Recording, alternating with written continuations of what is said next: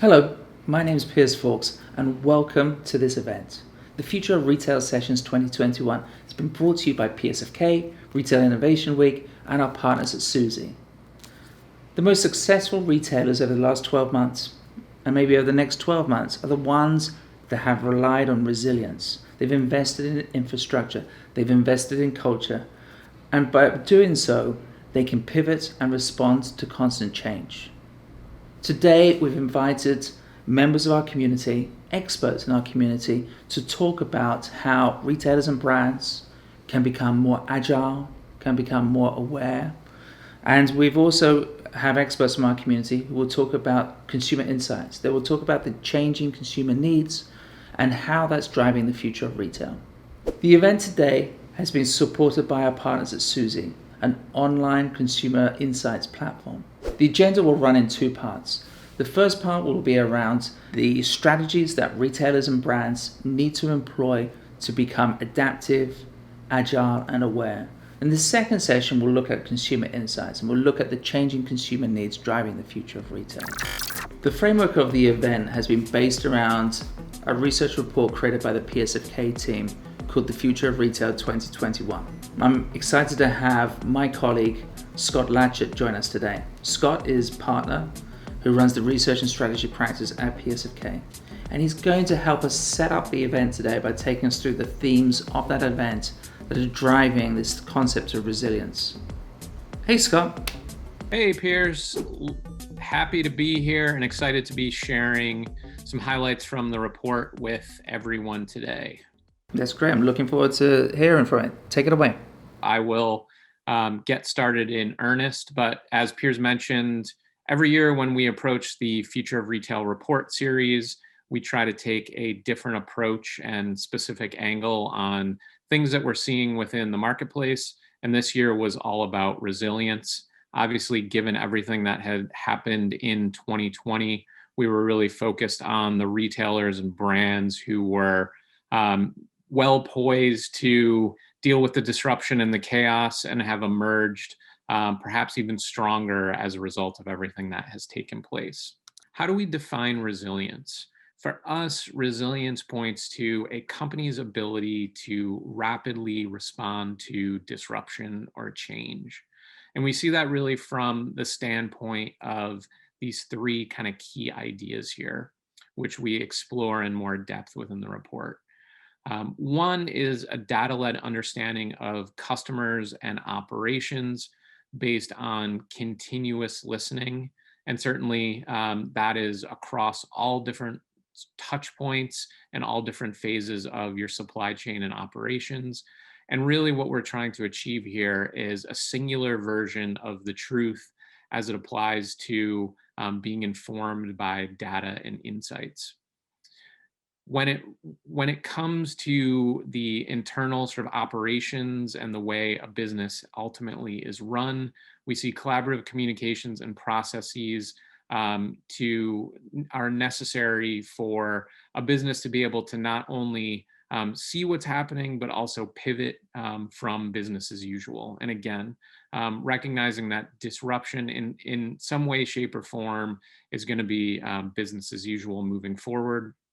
And so as a result of that, we see this need for a multi-directional culture. So not just top down or bottom up, but just communication sort of across the board, and then adopting an experimental mindset as a result of that as well.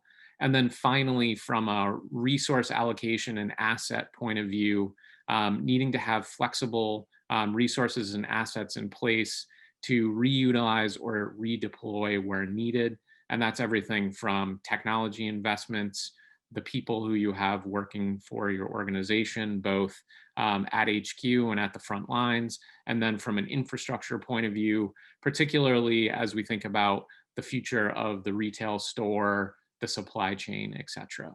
At a very top level, I just wanted to share how we've broken out this report. I'll get a little bit more into detail with each of these, but we looked at this from three levers that we're calling, and ultimately these are supported by a number of trends. And this is a pretty standard way for us to think about the report.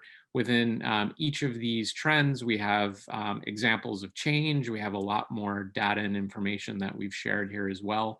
But needless to say, these are all sort of tied back to how we define resilience here at PSFK. Really excited to have the opportunity to share this with you. I know the upcoming conversation will touch on a lot of this as well.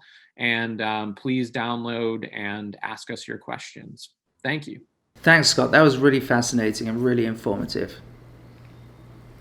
Let's change gears now and let's invite our experts to join us on the panel.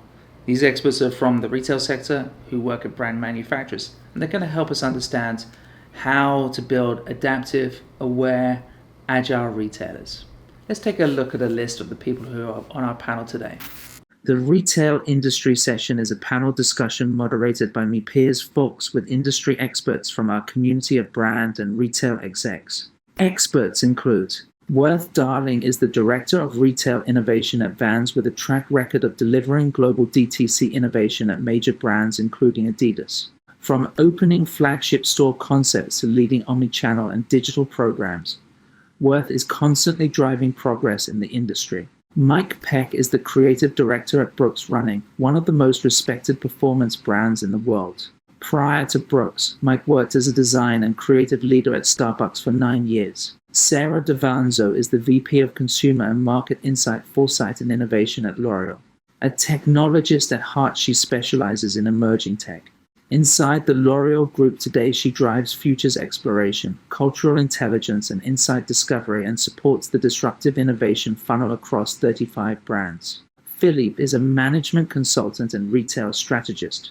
Philippe led a strategic insight team at Sony, a European retail conglomerate well known for its future-forward food retail formats. Todd Miller is the Senior Director of Brand Strategy and Experience at Bourjois, and is responsible for the articulation and experience of the brand across all consumer touchpoints.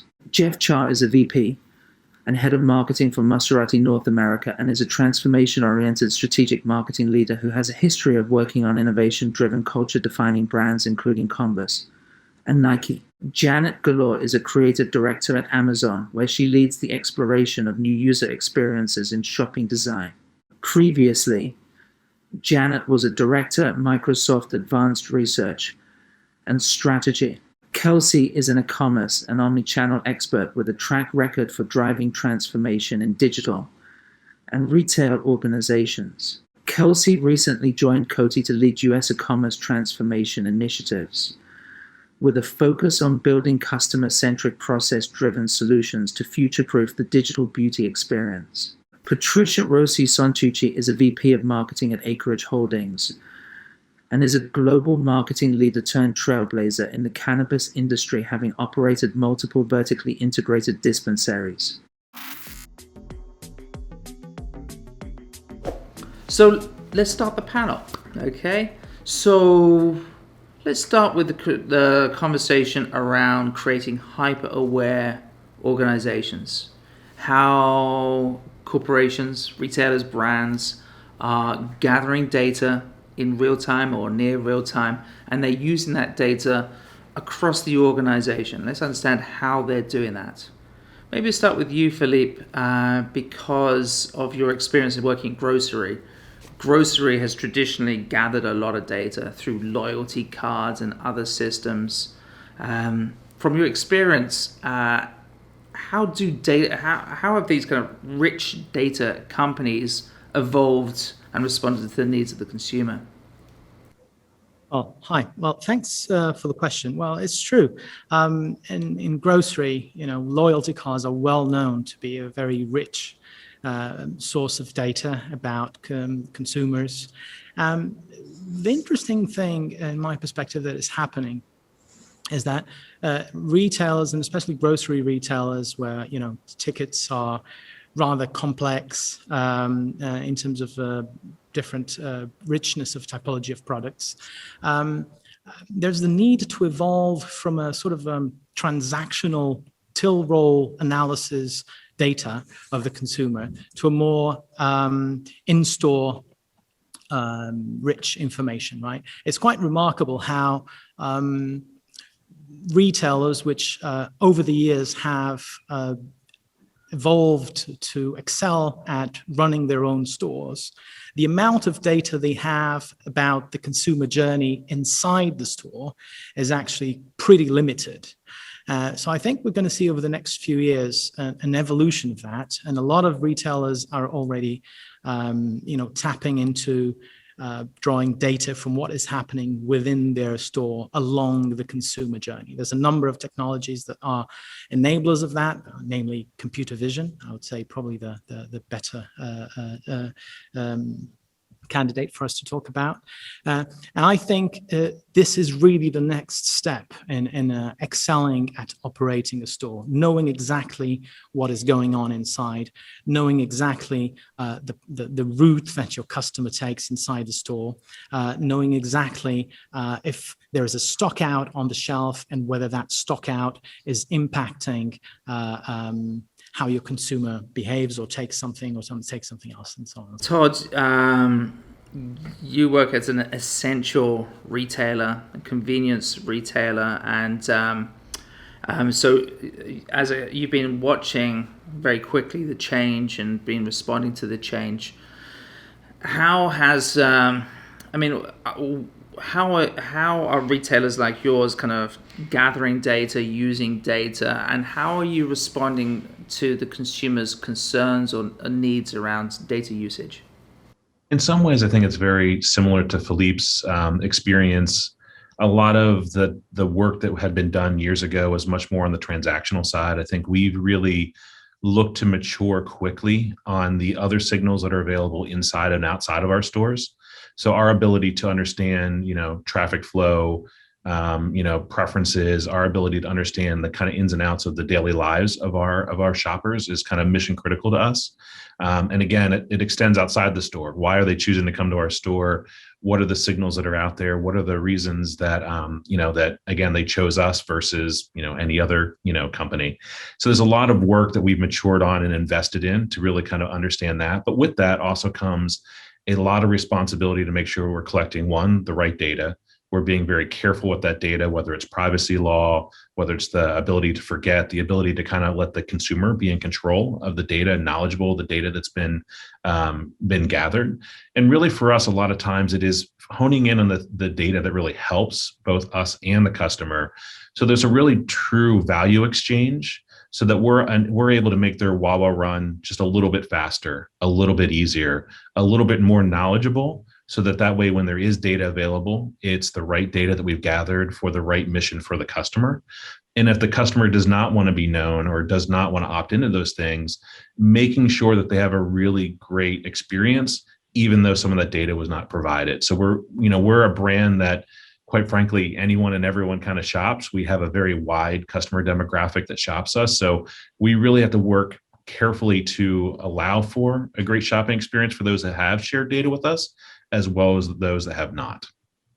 Jeff, you've worked at a number of different organizations, a variety from Nike to Verizon and now Maserati. Have you seen the application of data evolve through your career?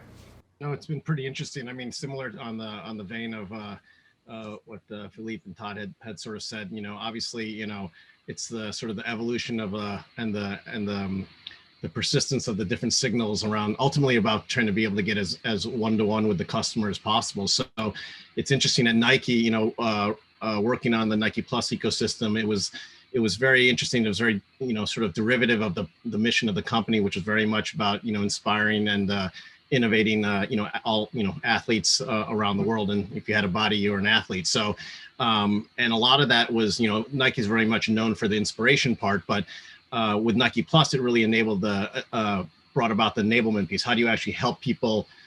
How do you use data to help people, get more from their activity, motivate them to do more?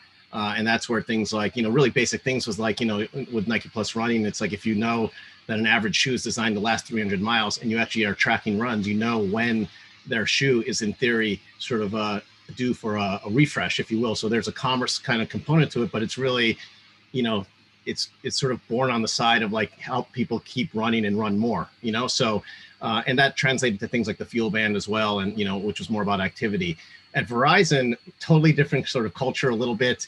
A lot of signals there. Obviously, you're number one, sort of a provider of, of this type of device. I can't really see it with the screen. But interestingly there, a lot of the data was really designed around optimizing towards, was much more sort of commercially driven, designed to sort of, drive towards optimal sort of like service upgrades, incentives,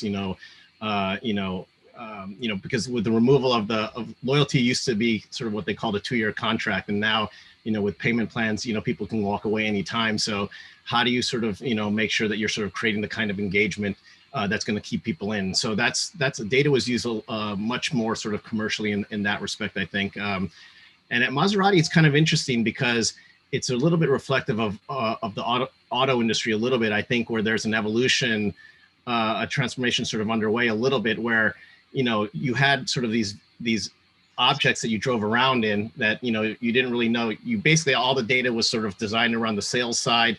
How do we sort of optimize the incentive to drive a conversion there, a lead to a sale, and then there was an after sales side that was a little bit sometimes divorced from the sales side. But I think now with like connected cars and like, that sort of technology, you're almost like, sitting in, and Tesla is a good example, obviously. But really all the auto manufacturers, all the vehicles are becoming a lot more connected. So you're starting to get a lot of those kind of signals where you can see the behavior of what's happening, after you've purchased the car and when you're not at the dealership for service. And so those kind of things start to open up a lot of opportunities in terms of like, the kind of, engagement that you can potentially drive with a customer over the life cycle and ultimately, keep them in the brand as well. So I sort of see in a strange way what Nike was doing to use data to help people, do more of their activity, and what Verizon was doing to sort of optimize to, to sales conversion, essentially kind of coming together a little bit, in the auto world. And I think that's something that's going to be something interesting to see play out. Can I build on what Jeff just said? Because one of the things that I think is so profound about what just happened this past year was, as people were locked up for quarantine, is the intimacy that was developed with the phone. Okay, more so, it was an exponential, if you will, relationship development with mobile first commerce, but also the fact that, in the world of insights where I'm in and foresight, the phone has 12 sensors. It reads emotion. We can have spaghetti trails of where that consumer has been and moved throughout their day and their journey. But really importantly is also the consumer has become really comfortable with sharing information, volunteering, their homes through ethnographies or digital bulletin boards, or living out loud and taking their phone into bed with them and waking up with it. It's more exacerbated behavior. And so what's really exciting right now is obviously all the data that the phone can collect, as I said, with those 12 sensors, and notwithstanding the consumer's volunteered information. But that's like a treasure trove of context around the consumer's behavior, whether before, during, or after commerce. I think it's going to be interesting to bounce over to Patricia, because you're at a bit of a start of the journey. The kind of cannabis business has been. I feel that you're just now beginning to wonder what data you're going to use. You must be thinking about your data strategy. And so it'd be interesting to understand somebody who's got a white slate or nearly a white slate, what they can do. Also, in the back of my mind, I'd imagine there's some regulation around the data you can use as well. I think to answer, it's first important to understand the context. The cannabis industry is a nascent industry, and it's maturing at an accelerated pace. So not only do I have a blank slate, but the high velocity is making it even more challenging to build the right data strategy where others might have years to build it. So, and for us, as you mentioned, there's highly regulated environments, but that doesn't mean that there's not a lot of change. I would say, resilience is part of being a cannabis operator, because everything can change at a whim. So we're very agile and nimble in how we deliver our mission, which is to provide greater access to the benefits of the cannabis plant. So how does data enable us in this context? I think it's by placing consumer and patient satisfaction first and foremost. This is how we are able to adapt and adjust, knowing that we started with a very medical subset. Now there's the adult consumer that is coming on in addition to this. So it's a profound change in processes, the experience we offer. So we have to stay constantly on listening to what they're saying to make sure we deliver the best experience for them. We also use data in a very, we have a very diverse and multifaceted footprint. No state is alike. So data is always a way for us to identify real-time operational best practices and be able to learn and reapply faster. So it's really important that we're able to do that. And when we look at data, we're just over the last 5 years, I would say there really starts to be a market data available to us. And even though it's available to us, it's very fragmented, and it's still missing one biggest portion of the market, which is still the black market. I mean, how do we have a precise data on that? So from a benchmark standpoint, we don't have a lot. It's just being built. So what we're doing is we're really focusing on building our own set of robust body of operational and sales data so we can drive performance. And it takes a lot of elements, whether it's the consumer design, the experience people want. We've always focused on building a relationship beyond transactions. So we're very community oriented and building the experience and the product offering together. So there's a lot of CRM satisfaction survey, but also listening on every channel, making sure we provide feedback and value in this notion that we're building this together. Data is also operationally what is helping us keep up with change and break down the silos internally. I'm interested to talk to Mike right now at Brooks because Mike is part of a wholesale business, and traditionally in my mind, my naivety, wholesale businesses have a lack of data and understanding around what consumers are up to, and because the retailers create a barrier. I don't know, do you have a comment about the use of data in a wholesale business, Mike? I like to consider ourselves kind of old school, but savvy in that space. We're not like Jeff, where at Nike, with Nike Plus, you have your own sort of ecosystem of data that you're getting. You're getting data from your runners on your product. We don't have that. So we have to rely on general data. We're getting data from fitness apps on general usage. We're getting, leveraging Google search data. We get fun facts like, during the early days of the pandemic, running was second only to sweatshirts as far as search. And we're just kind of constantly consuming that. But one of the things that happens in the early days is we didn't have the retailer data that we would typically get. So we were mostly based on feedback we're getting from small shops and bigger stores, but all that data was completely disrupted. It didn't make sense. It was shifting, but it was shifting by the day. So we actually took a lot of our field reps who were out normally doing marketing calls and doing sessions in store. They took on clipboards. They were watching runners in parks, on trails, seeing what was happening. And we were sort of shifting from general retail data and doing entirely data focused on the runner, on the consumer. We took our sort of trial team, insights team. They were doing every 2 weeks reports on the runner. They were doing reports on small retailers. They were sharing that with the entire company to the point where actually we as a company were consuming too much data, I think. But it was nice that during a time of uncertainty for a brand, we were constantly being fed information so everyone could react very quickly and engage with the runners where they wanted to be engaged and where they needed to be sort of engaged.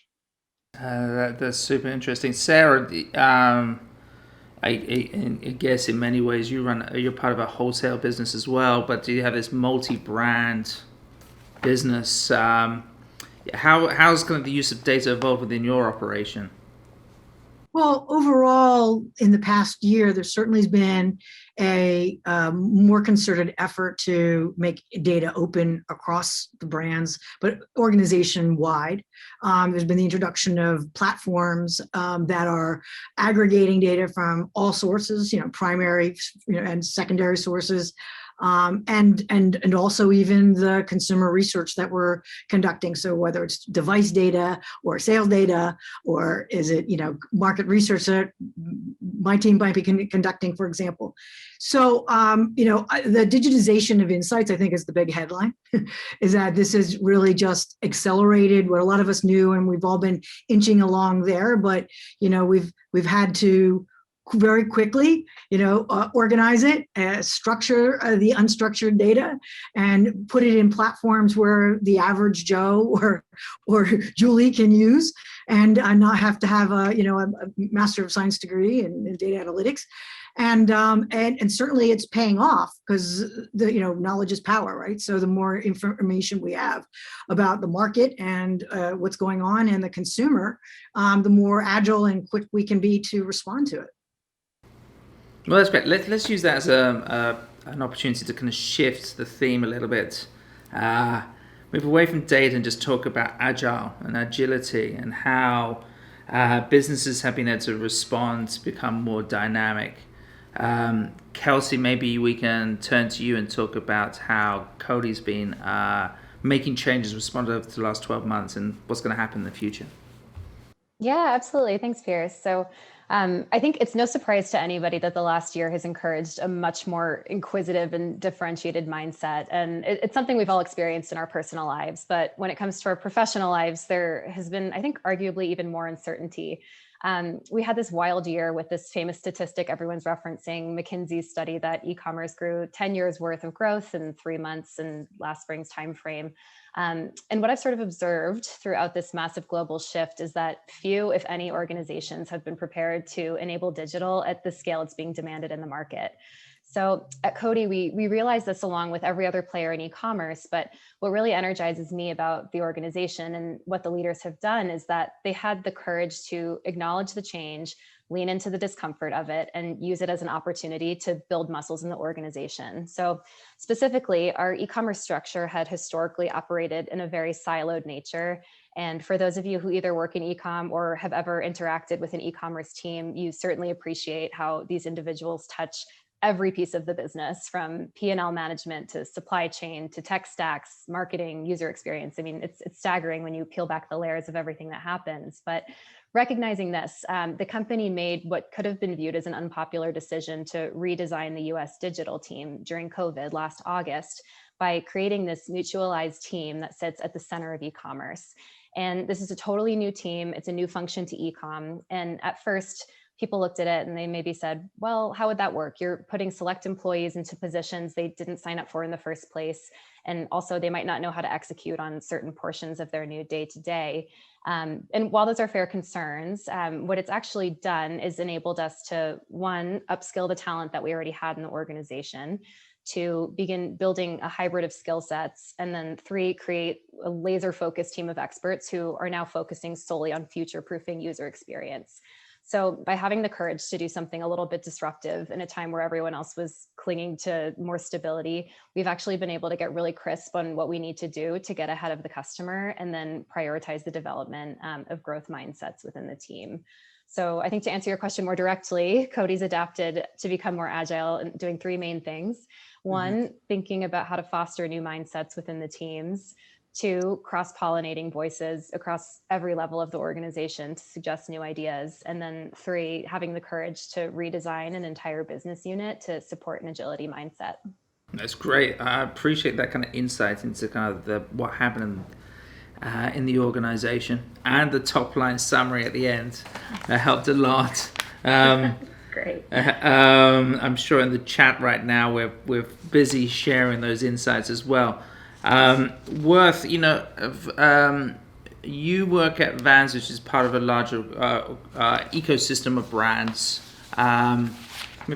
Possibly, could you talk about agility and flexibility and how a brand within that kind of, again, that ecosystem can evolve and adapt?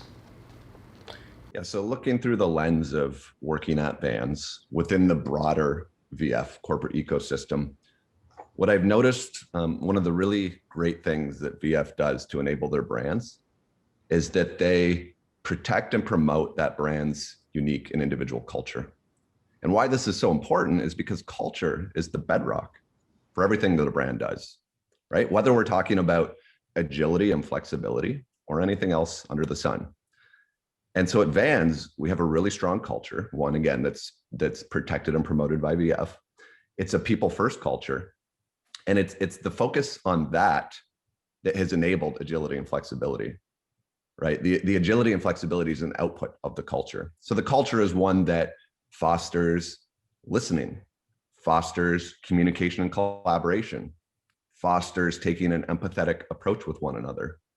It fosters a whole bunch of other stuff. But the point being of all these things that it brings together, kind of tied with its organizational connectedness, that's the agility and flexibility. Sure, you can put tools and processes on top of that, and that's important too.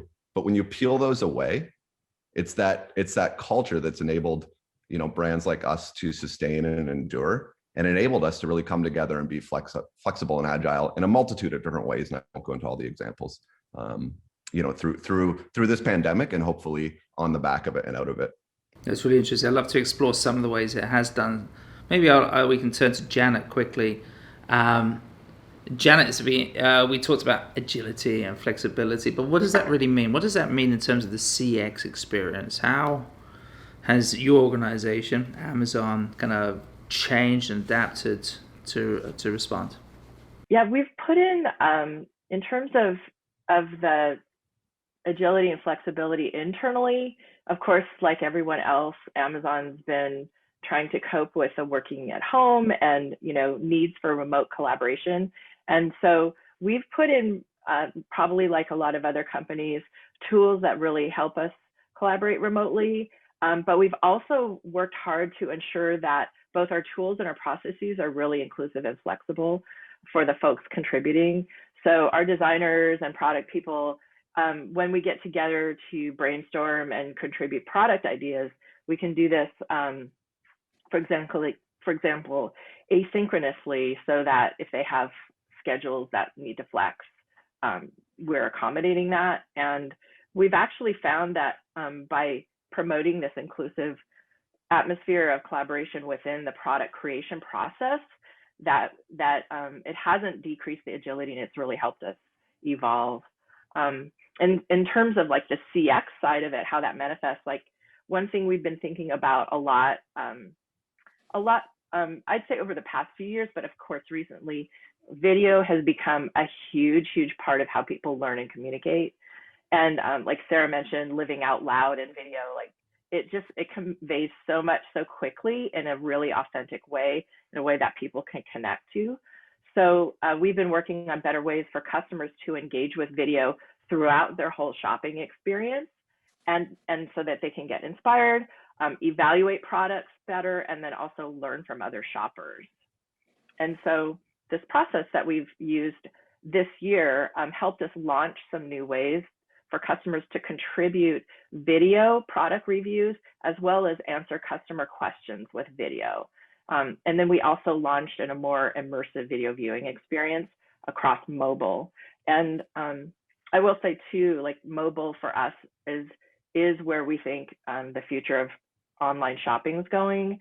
And so we're going to continue to invest there, as well as video.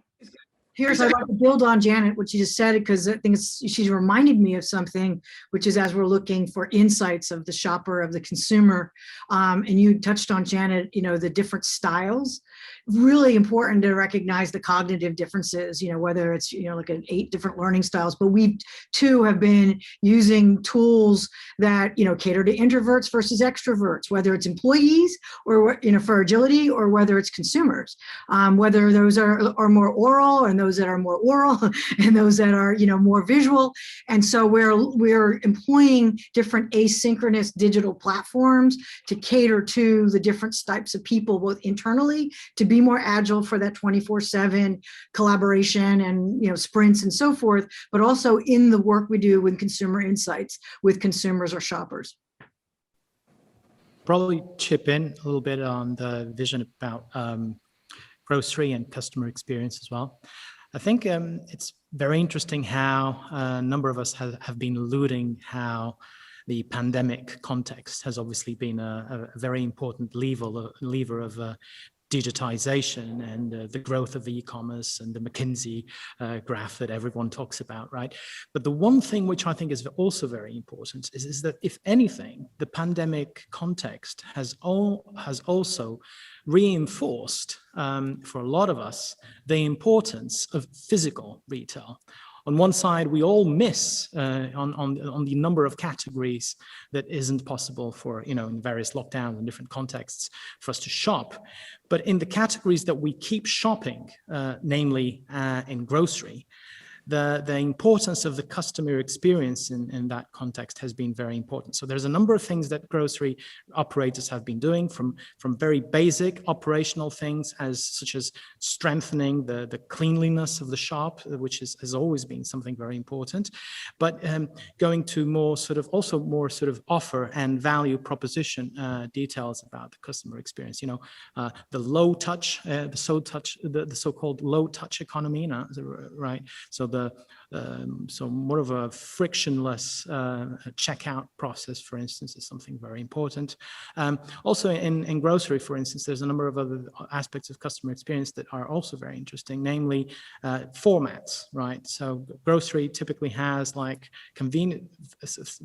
number of formats ranging from convenience stores to the hypermarket, and obviously the hypermarket format in this sort of context has been pivotal, because people at this stage really like the one-stop shop concept.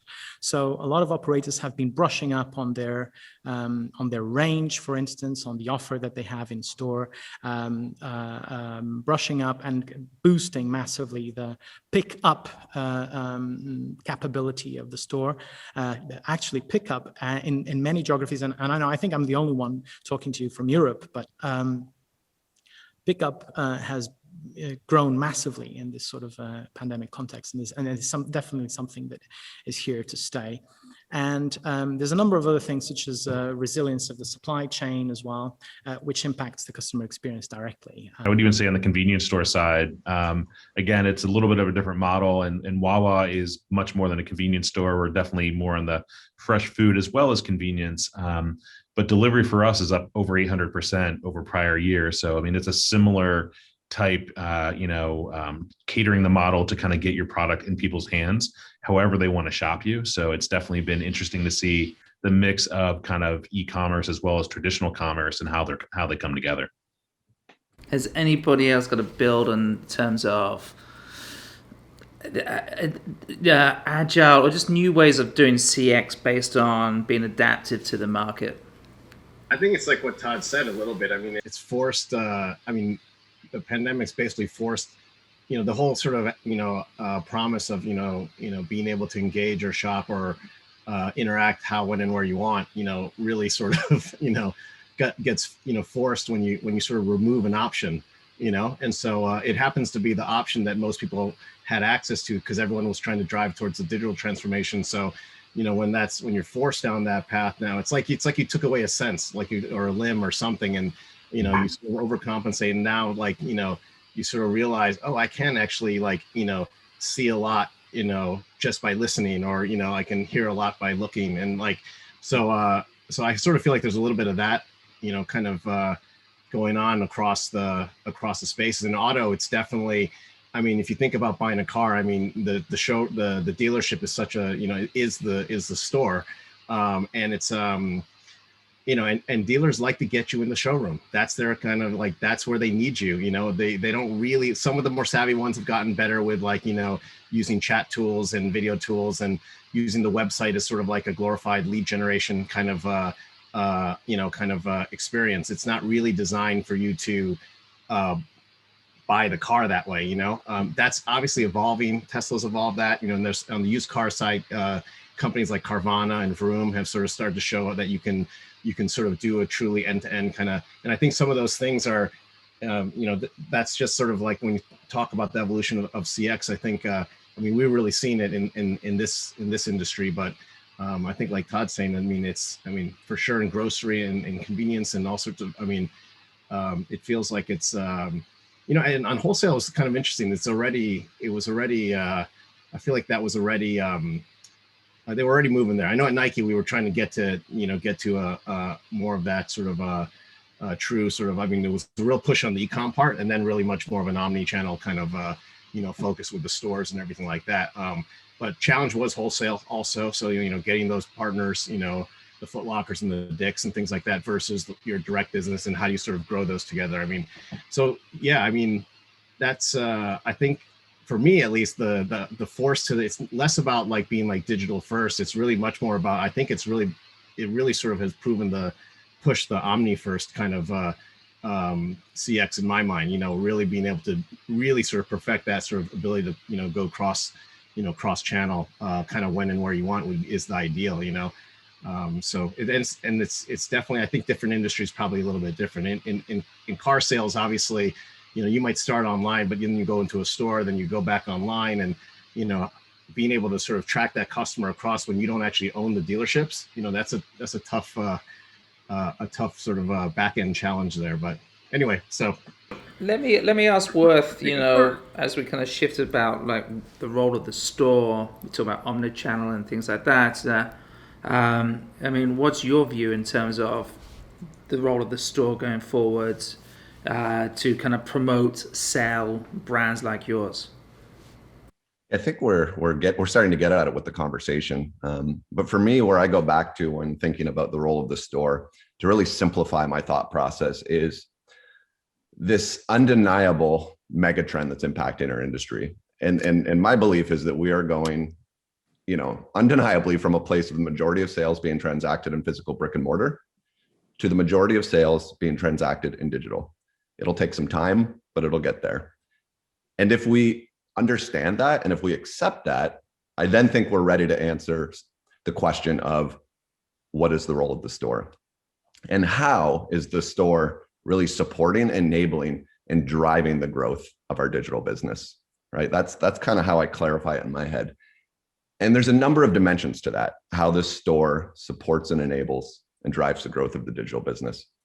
For sake of time, I'll just pick one dimension and kind of go down one lane. And it's one of the lanes we've kind of been talking about, and it's really the most talked about in the industry. And that's how the store is enabling fulfillment of the digital business to provide speed, flexibility, and convenience to the consumer.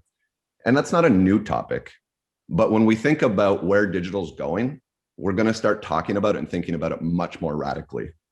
So a question I would propose is, for all of the brands and retailers out there, are you thinking or are you planning on how you're going to get your digital business to same-day delivery at scale? And what role are your stores going to play in doing that? And that's a hard question. So maybe even a step back and a simpler starting place is, do you know where your stores need to be geographically located to be in touch with the majority of your digital consumer base? I think these are some of the more radical shifts that we're going to need to make when we think about the store to support digital. And if I kind of keep on this omni-channel journey, just to do a little bit of an offshoot, that was primarily omni-channel fulfillment, right? Which is looking at how do we leverage one of the assets of our store, which is its inventory, as well as its proximity, to grow the digital business. But what's another asset that we have in a store that we can unlock to grow our digital business? What about the associates? And I've really been excited by some of the developments we've seen kind of coming into the pandemic around these tools that connect the in-store associate to service the online consumer through tools like video chat, et cetera. It's really, again, it's really powerful because it's using different store assets to drive our fastest growing and most important part of our business. It's providing ways to optimize labor. But what I really like about it is that it provides a human touch to the digital experience, right? It brings that kind of high touch in-store experience that we get through our associates in the physical environment. And it starts to bridge that into digital. And we know that digital's been trying to figure these things out, right? How do we make this more of an emotional experience? I think that's a really powerful way that's got a lot of kind of ancillary benefits to it. I'd like to pick up on what you were just saying, because this is so relevant for what we're experiencing in the cannabis industry. You know, the physical store is a way to dispel a lot of myths that you can find on the internet. There's a lot of customers that come to us with a lot of questions, and the fact that there's a physical presence, a store, there's an associate that is well trained is essential in building this trust and this connection, or the start of this relationship with the customer. So we're exactly at what you're saying, which is the idea of how do we, pivot the stores so we better address pre-orders and fulfillments, but also how do we transfer from the store to the digital portion, the role so essential of having this human presence and being able to build trust with all those tools, because I think this is a function that is really important for us, whether it's the lapsed user or the cannabis curious, as we say, people that are not really familiar but have so many questions. So we need to recreate the importance of this human one-on-one connection digitally. I'm curious, as a follow-up for Worth and maybe Mike also is and Patricia, one of the things I noticed back, in my Nike days, and actually at Verizon in particular, where we really went to create sort of like a really mobile first kind of. It was funny for a company that basically sells the most connections to the mobile internet. It had the worst mobile experience at the time. So, but one of the challenges was building that sort of not only the technology sort of back end, the culture and the technology, but also the business processes and also the P&L management, because you would find that, hey, you build all this and then the internet sales or e-commerce was had a separate sort of P&L versus physical stores. And then basically if it's designed that way, then how do you sort of they're competing against each other in some respects? Are they able to, have they evolved in a sense where you're sort of where there's no sort of at Nike, there was that same challenge. I feel like the pandemic basically let retail sort of not have to worry about hitting the same year-on-year target, because they weren't gonna, and it allowed e-com to just kind of go to see where it could go, and then it freed up a little bit of the financial constraints that sometimes inhibit the real sort of omni-channel flow, even if you design the front end in a way that actually can work, can work that way. So that's sort of a question. And then also I will say that definitely for sure, I saw at Verizon and Nike, when you build a store, the e-com grows around it, geographically, without a doubt. And we've done some work with Apple, and they said the same thing. So I think it's so true. Good insight. Mike, did you have a point? Yeah, we had a kind of a refreshing moment pre-pandemic. It was probably 6 months before the pandemic started, a year and a half ago, 2 years ago, where our executive leadership team basically said, we don't care where the sales are coming from. As long as we're putting our product on runners' bodies, and we don't care if it happens through our e-commerce channel, through our small businesses or the bigger shops. So we partnered with Locally pretty early on.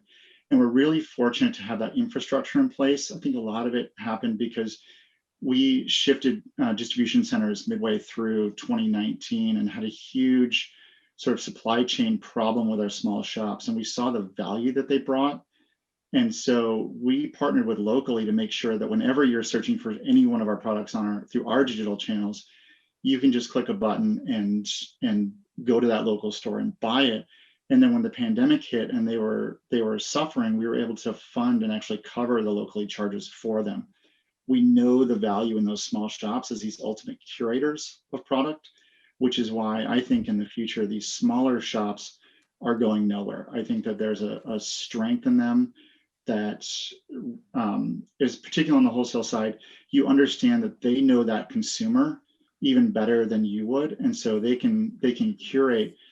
And then on the digital side, we've worked on the back end part. When you think about the larger stores and the idea of endless aisle, that we have one shoe that comes in 22 different colorways, and no store is going to carry all 22 different colors. They might carry 5, but through the resurgence of QR codes, which as a designer I've been very much against for a good decade, but thanks to Lime Bikes and online menus, the QR code has made a huge comeback. Leveraging that in retail to create an endless aisle, so that colorway that might not be available there can be at your store or on your doorstep within a matter of days, and that particular retailer still gets credit for the sale. I think is going to expand the digital on both sides of the shopping experience. I mean, it's really interesting to hear about the kind of fusion between e-commerce and the store there. Janet, as an e-commerce player, I mean, what's your point of view in terms of the future of the store and the role of the store? I don't think I would really disagree with what Mike was just saying and some of the other folks. Definitely, omnichannel, I think, is something that's been evolving, and even the use of the term has, I think, not been really true to the potential in the past years, but now we're starting to realize that potential.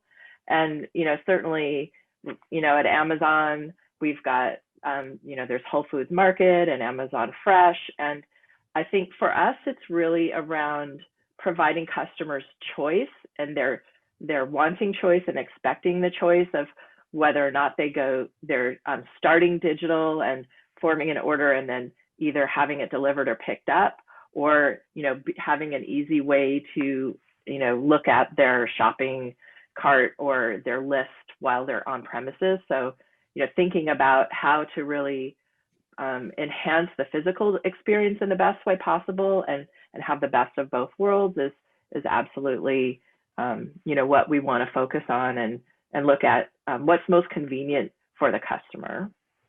Yeah, Janet, I think the other piece that's really interesting about omnichannel is so often we talk about omnichannel operationally. So we're like, what do the logistics look like? How are we fulfilling orders and all of that? But the other piece that's kind of interesting is this lens of paid performance media and how that's kind of working in the future of omnichannel. So I think a lot of people, for example, when they think about e-com paid media, they gravitate towards search advertising on Google or sponsored items or those kinds of things. But given this evolution and consumption that we're sort of seeing, the future is demanding a more full funnel journey that's meeting people at every touch point, not only to sell products, but also to kind of build trust and audience relationships. Patricia, you were speaking about that earlier.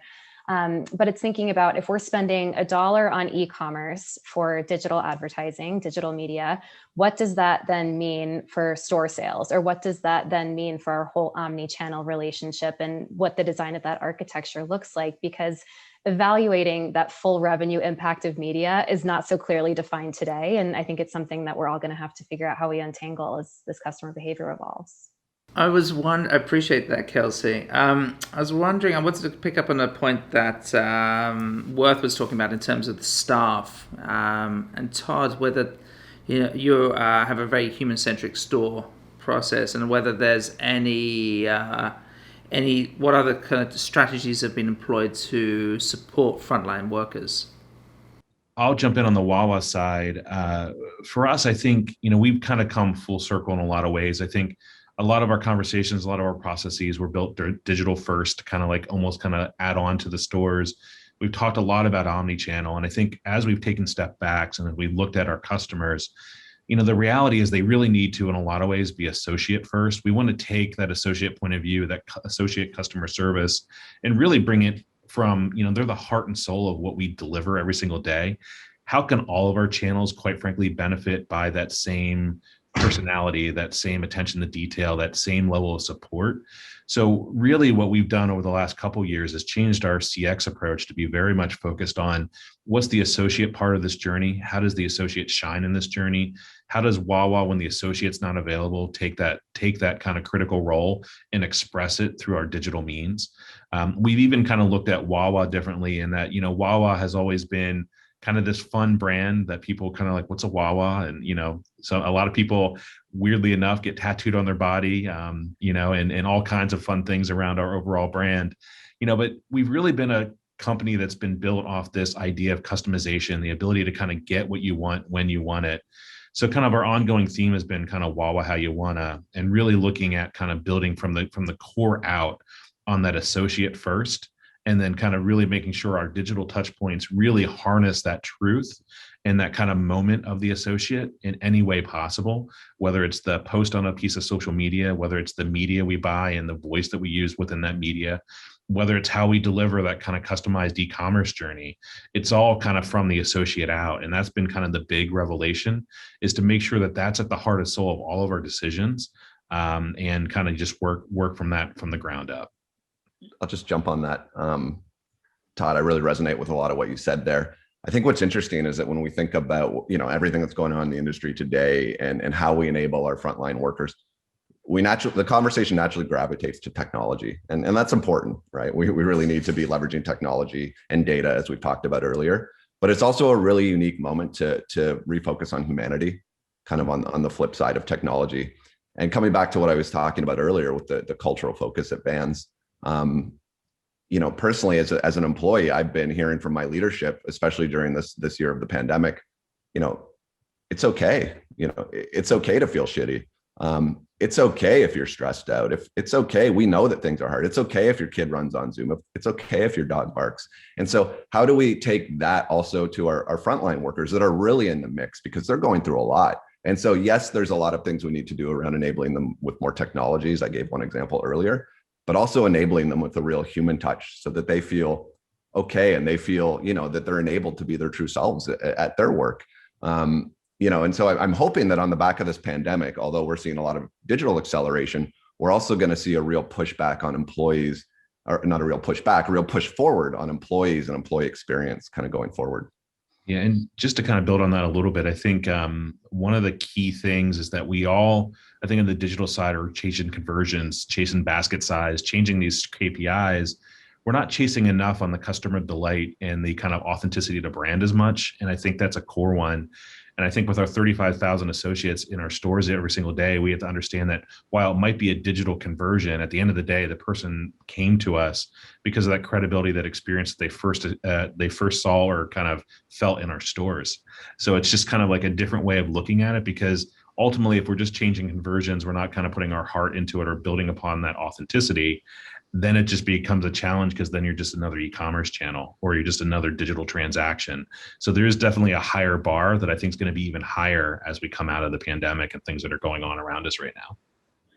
And a lot of people have been predicting that we're going to have a roaring 20s, right? Like an explosion of bacchanalia. But to your point, Todd, about the delight, in our world, we're looking at the extrasensory design, right? How do you make the environment, but the product, everything titillate all of the senses, the whole, we've been so intermediated with screens, whether it's phone or whether it's our computer. It's, a 2D world that we've been in for the past year or so. So the idea of a physical outlet, I like to think of like a possible a possible analog for physical retail is almost like a bordello. There's surprise, it's sensory, it's sensual, there's a little mischief happening, there's all kinds of entertainment. I can only say from what I've read, right, as opposed to my work experience. But my point is that I think that also opens up a whole world of design, certainly from a product design point of sale, and then of course the environment and experience and the content that goes along with it in the digital kind of reality. Well, I appreciate that final word, Sarah, and I appreciate everybody's contribution today. I know having a multi-headed panel only allows you to share certain insights, but I hope that you've enjoyed us kind of talking amongst yourselves as well. So I think you'd agree that was a a fascinating session listening to the folks who work in retail, the folks who work in brand manufacturing, and talk about how they're creating agile, aware, adaptive retail. Let's change the focus right now and let's look at the consumer. Let's talk about the changing consumer needs and how that's driving the future of retail. We're going to start the next session by talking to Matt and Scott and ask them to present the stats from a special survey that we ran. Scott Latcher, as you met earlier, is a partner at PSFK, and Matt Breton runs Suzy. We're going to start this session with Matt and Scott taking us through the results of that survey. Hey, Matt, great to have you here. I'm looking forward great to see you again, Piers. Thanks so much for having me. Thank you, Piers. Shall I take it away? Let's do it. All right, let's do it. Hey, Matt, I know Piers just introed you and talked a little bit about Suzy, but before we get into the insights that we're going to be talking about, maybe you can just give a little bit more color around what it is that Suzy does. Sure. So Suzy is market research software that's built to serve the needs of enterprise marketers and enterprise brands. We essentially connect an always-on audience of over 1.3 million American consumers who are on a platform called CrowdTap and a on-demand market research tool called Suzy, which our clients license and access to essentially conduct market research instantly. So you could be in a meeting where you're trying to figure out the next packaging design, pricing for a new product, testing advertising or social media content or whatever it may be. And you could ask the consumers that matter most at that moment. And before you're done with that Zoom call, you'll have enough answers from the consumers that matter to be able to make a more educated decision. So we're essentially democratizing the notion of market research for all business decision makers. Awesome, that's great. And let me take us through just a little bit here about the work that we did with you guys for this particular report. Obviously, we love the partnership, and for PSFK, having the quantitative insights behind the work that we're doing is always super valuable. Yep. So for this particular survey, we talked to 1,000 consumers from across the US, a representative sort of swash of consumers 18 to 65 with a 50-50 gender split, 13 multiple choice questions, and we got those 1,000 responses in only 19 hours. So excited to kind of take through the folks in the audience to some of those insights. So obviously the shopper has evolved, particularly over the course of 2020, all of the acceleration that happened. And, we're sort of in this new normal, but what exactly does that mean? Yeah. For us, it's really sort of, one of the things that we noticed is now there's really no distinction between the preference between on and offline shopping. They're kind of interchangeable. And, following the survey, we asked consumers if what they were thinking about doing once things kind of like return to normal, and only 23% said that they will shift the majority of their spending back to in-store after the pandemic. So, really dramatic shift there. And, just sort of looking at this more broadly, Matt, I'm curious, how do you view shoppers' expectations or desire around the sort of idea of omnichannel? It's something that the industry talks about a lot, but what's the reality for shoppers? I think omnichannel matters more to brick and mortar companies trying to get to an e-commerce state than it does for successful e-commerce companies, because the reality is that the fact that e-commerce took off even before the pandemic was because it was convenient. It saved consumers time. I remember a couple of years ago, I went into a retailer and I tried to purchase something, and they had to go in the back store room to see if they actually had the product. And then they came out and they had it, but then I had to wait in line. And when I went to the cashier, they asked me if I had to fill out the loyalty information, and I just left. And while I was on the escalator down out of the store, I ordered the product on Amazon and I had it the next day. So I think that saving time for consumers is of optimal importance, and it's something that e-commerce does in spades, which is why when you look at a category like groceries, right, that really has taken off with platforms like Instacart during the pandemic, I think it's a misnomer to believe that they're going to go back to going into grocery stores just because they can. I think once consumers get the convenience and ease of use of e-commerce in the category, there's really no reason for them to come back. Now, I do believe omnichannel does matter, however, in certain categories where it's a high involvement, high touch category. So you don't really need omnichannel when you're buying toilet paper, right? But if you're buying an iPhone, having an Apple Genius Bar matters. If you're buying a television or you're buying a piece of technology equipment, having Best Buy to go in and talk to people, that matters as well. So I think it really also depends upon the category. Warby Parker, to be able to go into a physical store that you bought online and change your prescription or something like that, that matters. So I think the higher involvement categories, omnichannel also matters as well, a lot more than some of the lower involvement categories. Awesome. Yeah, it's interesting to see that sort of how convenience has sort of played out and evolved, and then what impact. It's about time, right? It's the one thing that we can't buy more of. For sure. So, along those lines, we see that, particularly in the height of the pandemic, there was a lot more friction involved in the retail process. Limited stock, store capacity, wait times, et cetera. And as a result, consumers kind of leaned into digital as a way to help them prepare more for, either digital only or to prepare for their in-store shopping excursions. And, do you see this desire for the digital kind of being a component of all shopping for consumers moving forward? Yeah, I mean, even categories that traditionally were very analog, like say buying a car, right? Or even buying a home. Now digital is such an important part of the consumer journey. Consumers are going to spend a lot more time on Zillow, looking and narrowing down their homes than they are actually with a broker looking at homes. And now it's even going further down the funnel where there's new technologies where you can get VR tours of homes digitally without even seeing it. During the pandemic, many consumers were buying homes sight unseen. You see the same thing with auto buying. Now, Tesla, putting them aside because they're kind of an anomaly in the industry where they always gave you the ability to just buy their car online. But even the traditional auto manufacturers are looking at new distribution points like Carvana, which are a Vroom that actually brings the car directly to you. So I think that, and now you look at medicine, you have things like Teladoc and GoodRx, and companies like Hims. So I think, every category really has digital at its core now. There's really no companies that can still avoid being part of digital and be successful.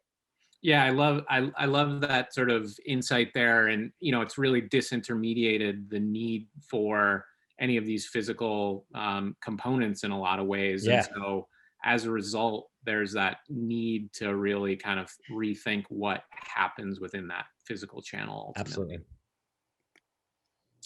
Absolutely. The other thing that we're seeing is, again, sort of maybe taking a step further is from that sort of digital first kind of approach to shopping, whether it was, an online only journey or then moving into a physical store, that the expectation around what happens in that physical space changes. A lot of that's being driven by the mobile phone as well. And so I wonder if you can just talk about the role of mobile within that sort of broader, retail journey, but particularly as it sort of functions within the store experience. Yeah. So the pandemic was interesting in that, companies like Dell, which were selling desktops and really got hurt a lot by the move to mobile and mobile commerce. Now, all of a sudden they're seeing, re-engineered growth, and you're seeing it happen to chip companies like AMD and Intel, because now everybody at home needs a desktop computer because they're either working or they're learning through their own computer. People aren't staring at their phone all day when they're on Zooms, they're staring at a desktop. So that has also made an impact and kind of created a renaissance in desktop shopping versus just mobile shopping. The question is, and the reality is people aren't going to throw away their desktop computers. The home offices and the bigger homes they're moving into are still going to exist post-pandemic. So I think that this is kind of taken a little bit of an unexpected turn, and that companies, I would say in the year 2019 and 2018, we would be advising them, don't worry about your desktop shopping experience, mobile, mobile, mobile. Now, desktop matters probably just as much. When it goes to in-store experiences, mobile is definitely going to take a bigger role when it comes to things like augmented reality, where you're in a store. It's going to become much more commonplace for you to take your phone and look around and see where the discounts or offers are, learn about a product, to be able to comparison shop. And I think you're going to start to see more and more retailers start to invest in that as the hardware technology like Apple's new iPhone can sort of support it. So I think that mobile will always play a role, but it's been interesting to me at least to see the renaissance of desktop and desktop shopping during the pandemic. Yeah, that is interesting. I hadn't necessarily thought about it like that, but it is true. Yeah. Like there is advantages, especially for that sort of. Yeah, nobody was buying a laptop prior to this, right? Everyone's getting tablets and phones. Now laptop sales, everyone needs a laptop, right? So it's kind of how the world has shifted. Yeah, and then when we think about the in-store experience, things like 5G as well will ultimately kind of push things forward too. Yep. So then, again, kind of looking more at the physical store, we saw that as a result of the sort of changing habits and the way people were expecting to interface with the store, particularly in the height of the pandemic, we saw a huge growth in things like, order online, pick up in store, curbside pickup, et cetera. And, I'm curious, do you see these things being sort of remaining essential for consumers in moving forward? Yeah, I mean, we call that BOPIS, buy online, pick up in store. That really took off. I mean, one category, you look at QSRs. So like Starbucks, now they're shifting a big part of their model, or a company like Chipotle, to instead of, you look at Starbucks, they used to be about the atmosphere and the environment. And they invested in these very cozy stores where you buy the coffee and hang out there. And now what they've seen during the pandemic is they can accelerate their business by maybe shifting their model, focusing on digital, having people pre-order via the app, come in and grab it.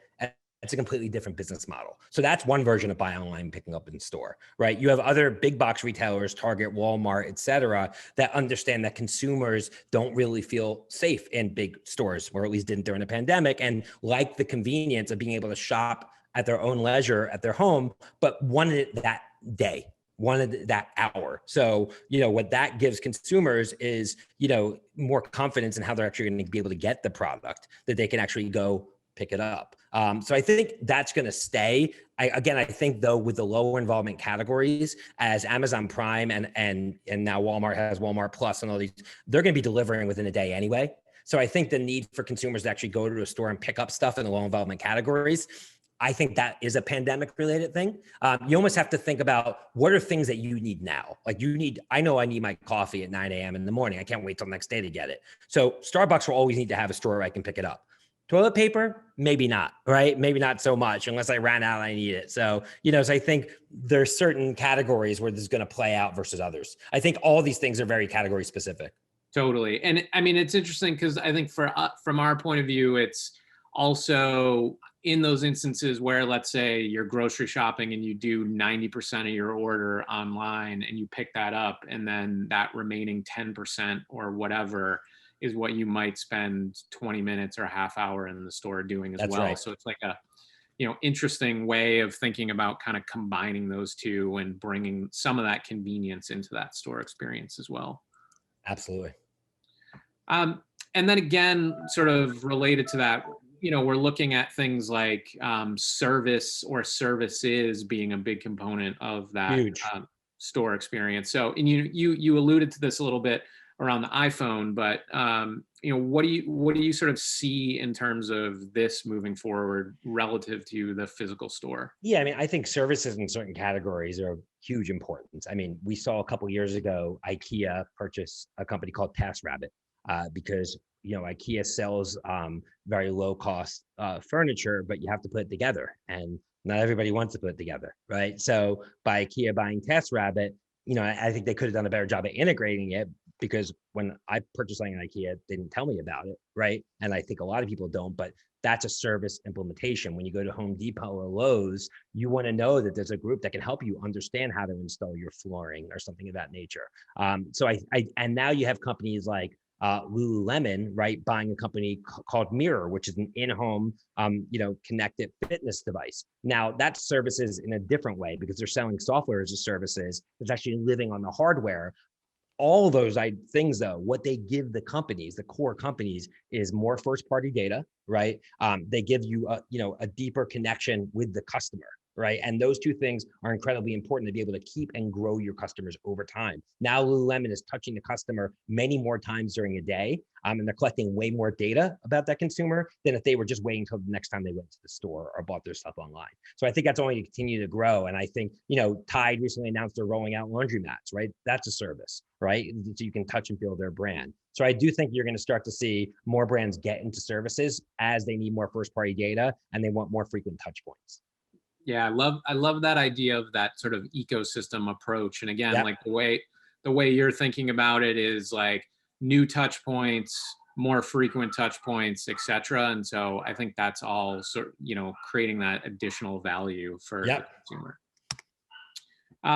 And then finally, one of the things that we saw in the midst of, again, the height of the pandemic, when supply chains were disrupted and, certain retailers perhaps didn't have the protocols in place to enable online shopping or in store, that consumers were switching. And so as a result, loyalty has always been tenuous, but now it's even more so. And I think I'd be curious, from your point of view, how you see kind of loyalty and, what brands or retailers need to do to kind of win consumers back or keep consumers moving forward.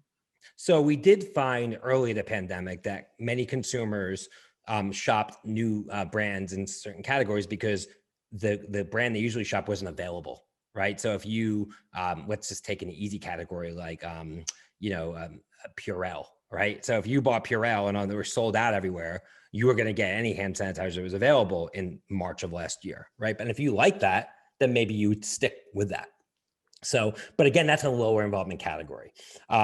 High involvement categories, whether it be the phone, the type of phone you have an Apple, right, phone, you have a Samsung phone, right, or maybe the type of television you have, things that you're interacting with many times a day, and the brand matters. Nike is a perfect example.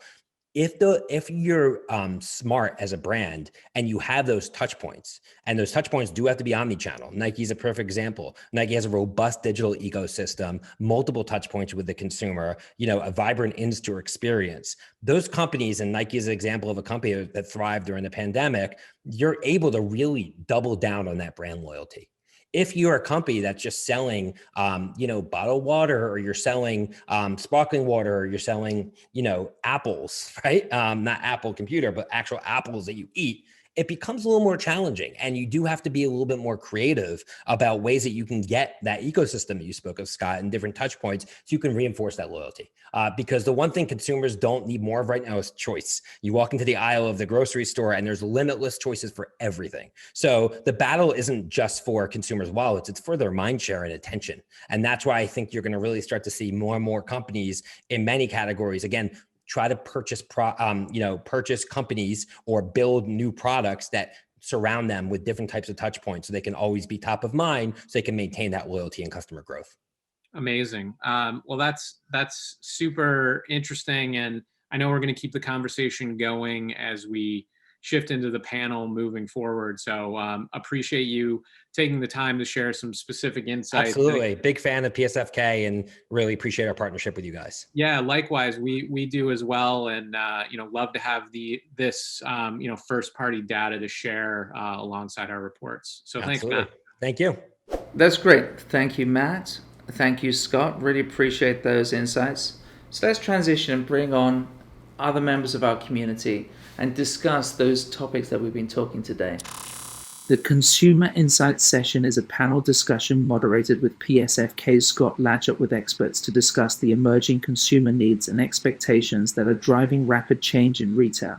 Matt Breton is America's leading expert on the millennial generation, having consulted for over half of the Fortune 500 in the past 2 decades. Through Suzy, a real-time market research platform, Matt and his team are bringing the voice of real consumers directly to brands at scale and at the speed of culture. Lauren Chesley is the retail head of industry at SiriusXM, where she leads strategy and development for the retail category for SiriusXM's House of Brands. Lauren has 15 plus years of experience across creative, marketing, and HR functions, and 13 of those years working in retail at Target. Amanda is an innovation and consumer specialist with over 25 years experience.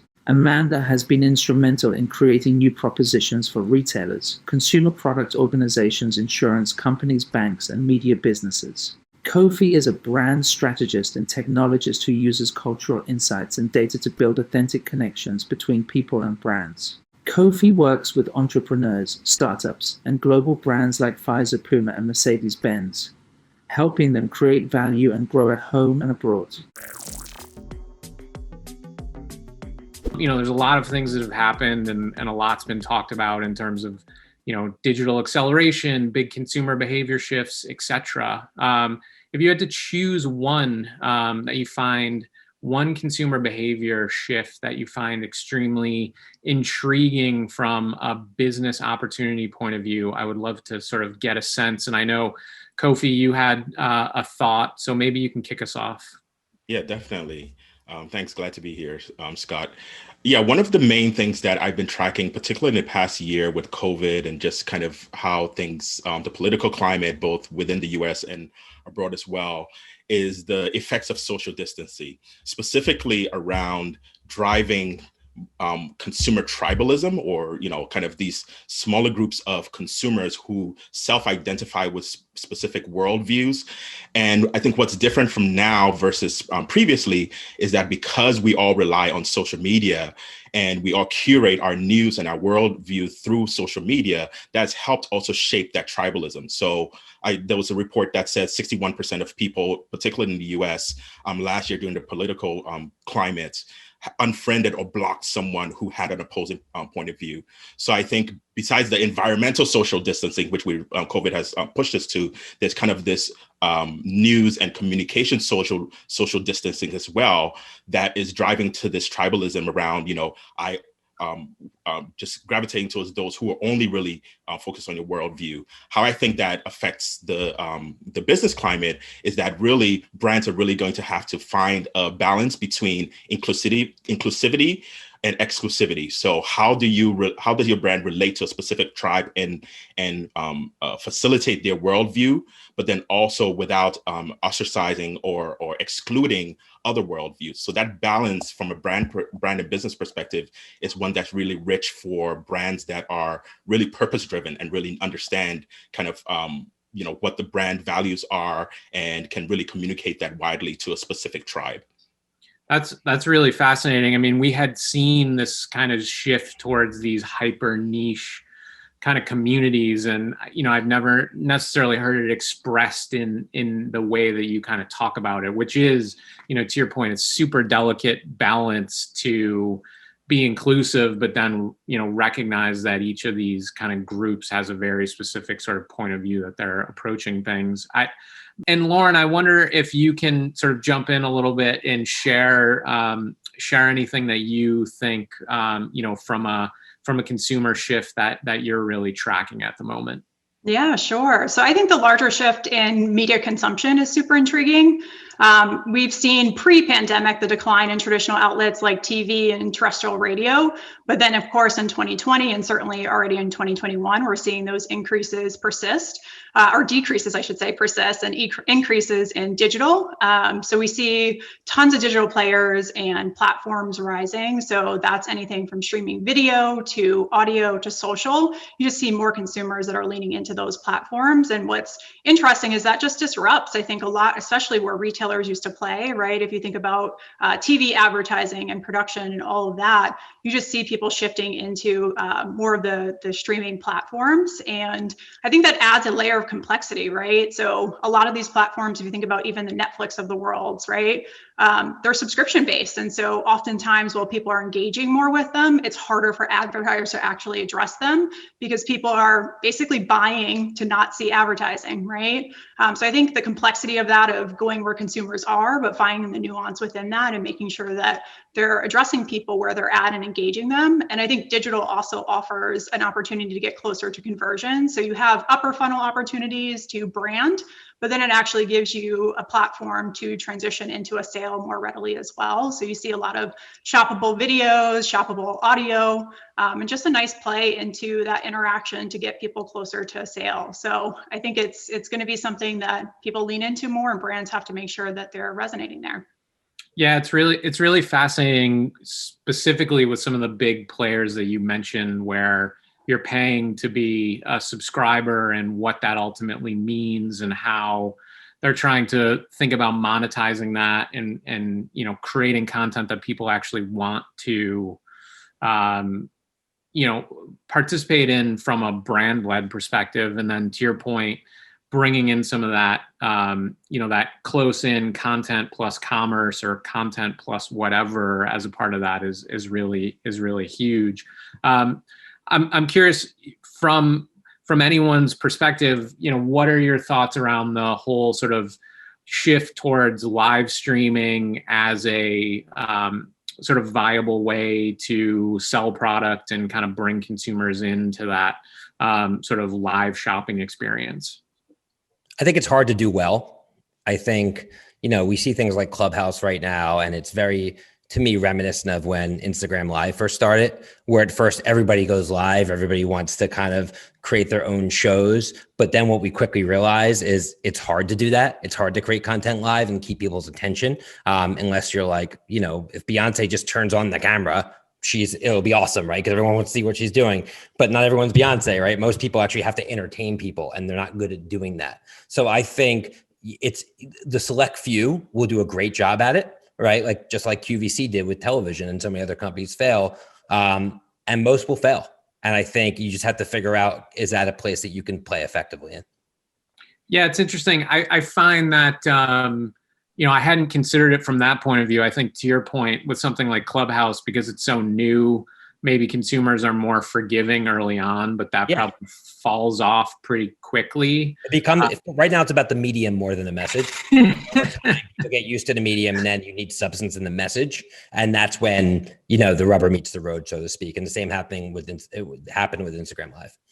Yeah. And I imagine too, with a lot of this, it's probably more realistic to consider that very specific instances will be appropriate for most brands when they're thinking about live streaming a brand new product, or something very curated and blown out, whatever the case might be. So awesome.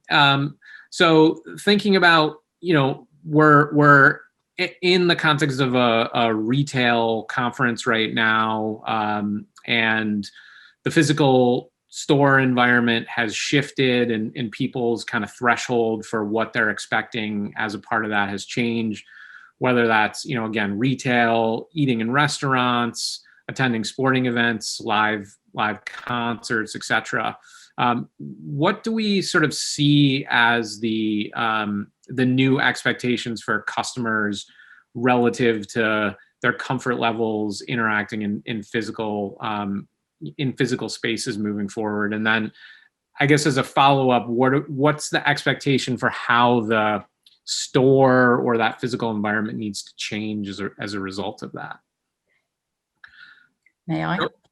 Yeah, Amanda, why don't you dive in there, please? Thank you so much, and thank you very much for having me. So right at the beginning of the pandemic, Bain & Co. ran a global study. We interviewed consumers from various countries across the globe, and the one fundamental learning, which is astonishing, is we are such a homogenous global population. We were holding our breaths for huge differences. We really didn't see those differences per geography. But what we did see was you could almost draw a line down the world's population. 50% fell into what we were calling the great reluctance. So the consumers are really, really nervous about life during the pandemic and post the pandemic. On the flip side of the line were who we conveniently labeled the great escapists, who were literally from day one planning their way out, not breaking the law by any means, but looking to how they could hack the circumstances, or in the best case scenario, what they could book, 3 years in advance, just having something to look forward to. And so I'm fascinated at watching both groups emerge out of this. But also another fundamental learning that we had was that if you can flip your minds back to April when the world was scurrying for toilet roll and pasta, okay, we were scurrying around for what is essential. So if you go back to Maslow's hierarchy of needs, it was like, what do I need to survive? Well, what an amazing bunch we are. We need toilet paper and pasta, job done. We need nothing else. But what's really interesting is that as consumers, we have been redefining what essential means as we go through Maslow's hierarchy of needs almost. So to flip back to your question, what does this mean in retail? Of course, we're going to see the need for hygiene and hygiene theatre. Now, there's the hygiene for the great reluctance, and there's the hygiene theatre for the great escapists. They can kind of go, I did it, I survived it, and you must too. There's going to be this, through this time, I believe, and the data that we saw is this evolution of what essential means. I've gone from survival to working out what I need for my happiness. And that is something that I'm going to look to, and consumers are definitely going to look to in the retail environment. So the basics of the hygiene theatre, all the way to make me smile, give me fantasy, give me what I've been deprived of for the last year. Yeah, that's an amazing way of kind of thinking about things. And it was interesting because early on, the consumer had sort of already gotten to that place, but then businesses needed to kind of catch up. And now we're sort of at the point where, I mean, I remember going into stores and, literally holding my breath and trying to run through and get through as quickly as possible. And now that, things are feel a little bit more normalized, I suppose.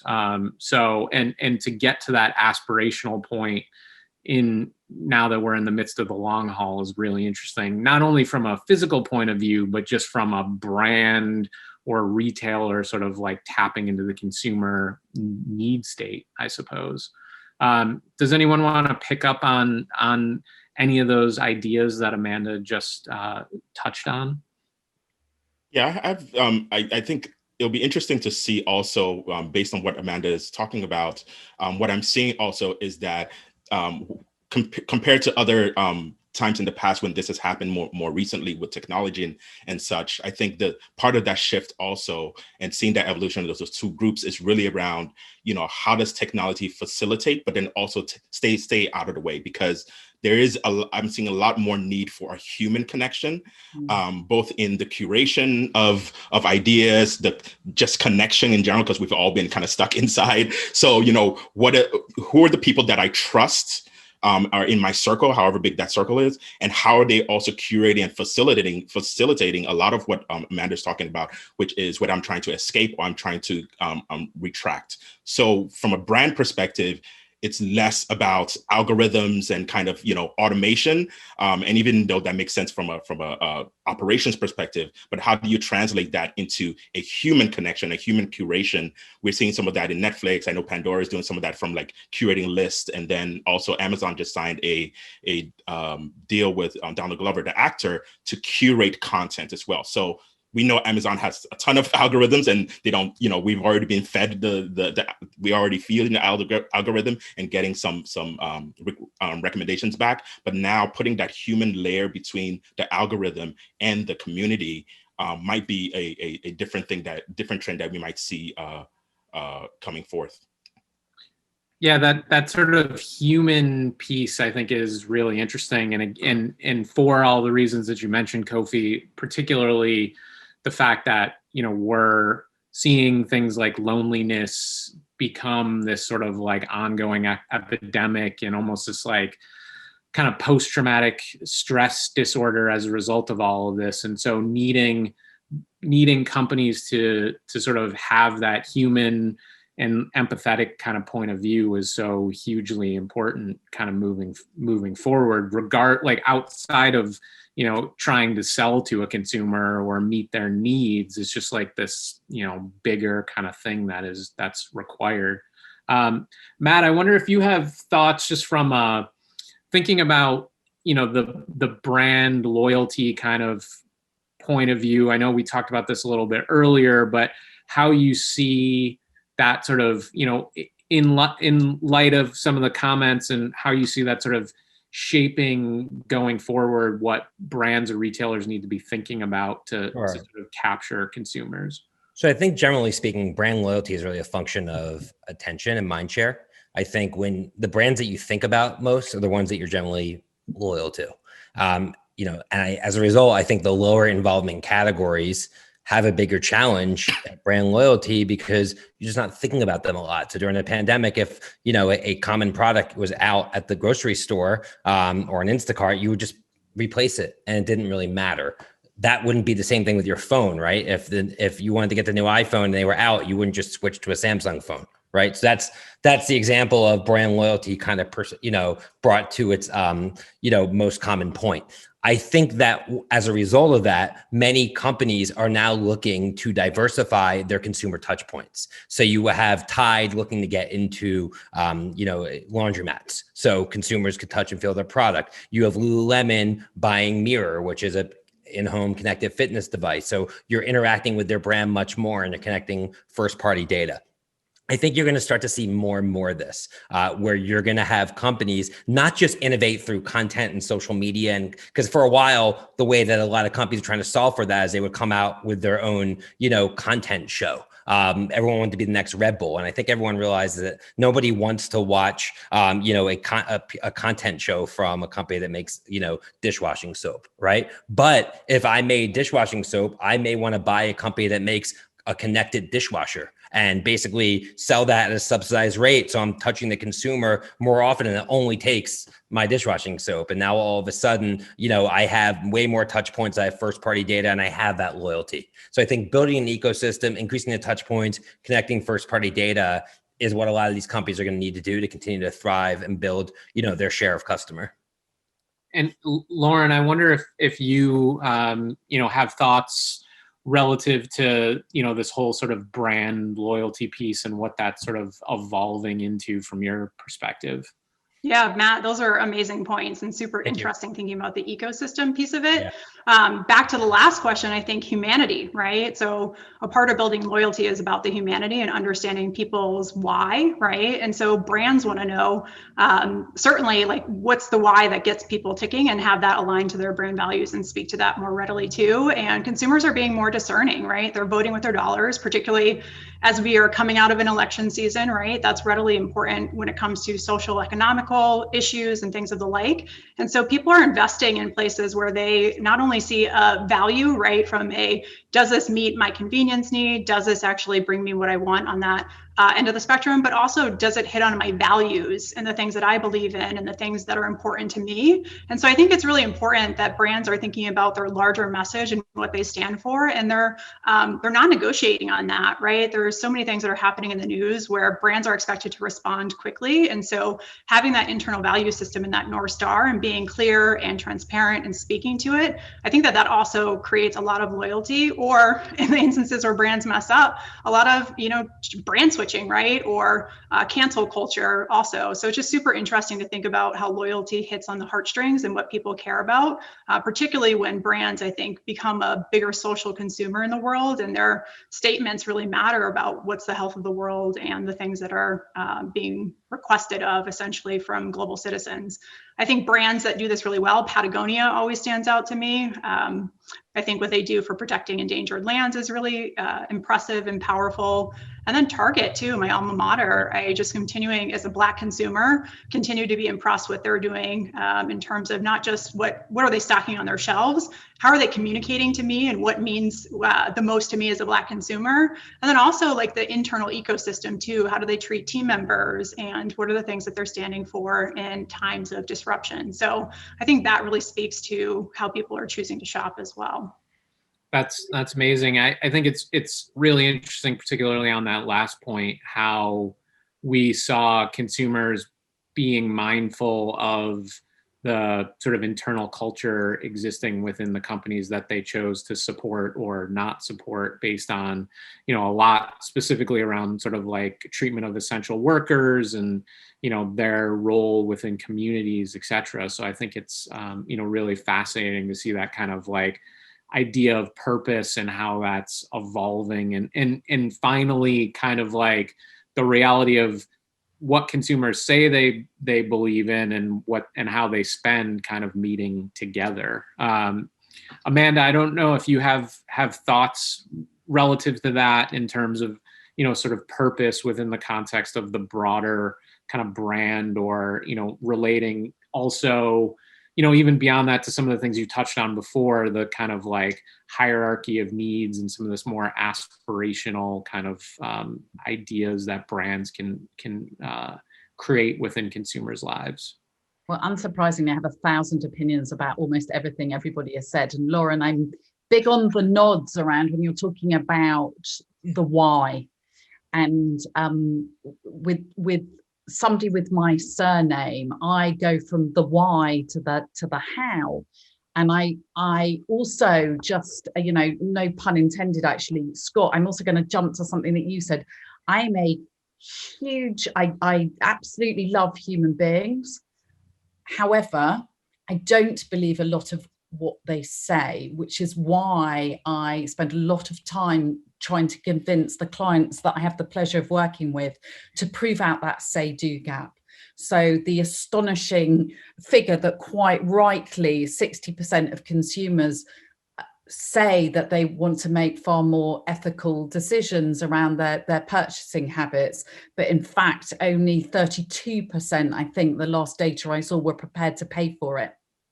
So we have to listen to that why, Lauren, but brands mustn't shout too soon. They've got to prove out that say-do gap before they get on those platforms and talk about it, to really establish what it is, the role that they can play in that more positive action, but to be sure that they're taking their consumers with them. Otherwise, it's quite bile-inducing. It's very, very, very uncomfortable. So it's all from the corner that I stand in, it's constantly about producing the evidence that people will do what they say they're going to do, and that they're going to meet that contract with you, and they're going to help build that better world, but be part of paying for it.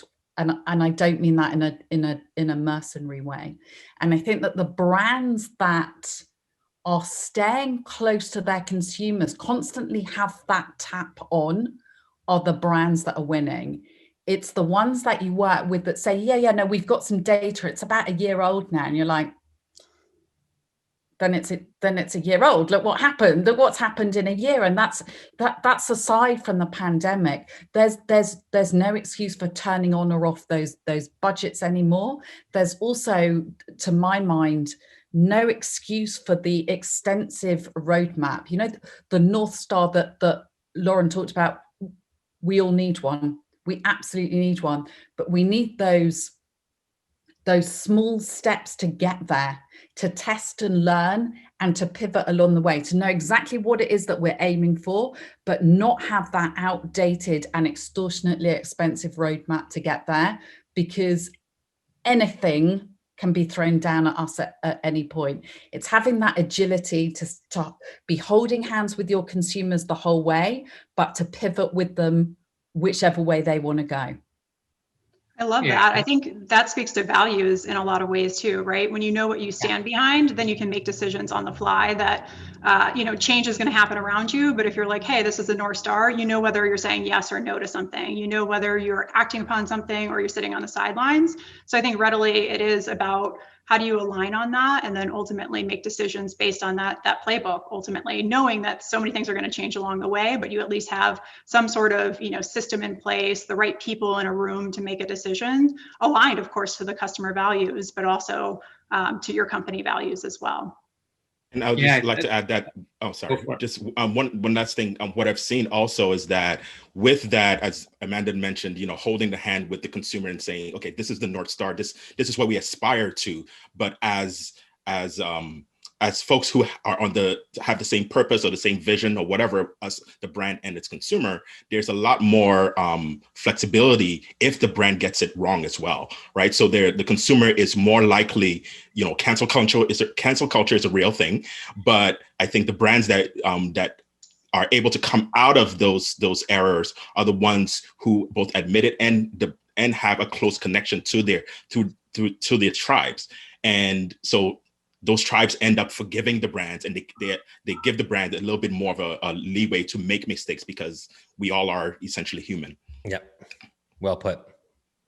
Yeah, it's you all are. I appreciate this, like this idea of resilience, which is all a part of the bigger conversation that we're having today. I think it's, all of the things that you all are talking about here, and having that guiding star, but then being able to sort of pivot and sort of shift based on what's actually happening, and know that perfection is a great goal, but the reality of it is probably much more of this kind of test and learn and experiment, etc. So one of the big things that we saw happening within the context of consumer behaviors more broadly was this digital acceleration, as everyone sort of talks about it.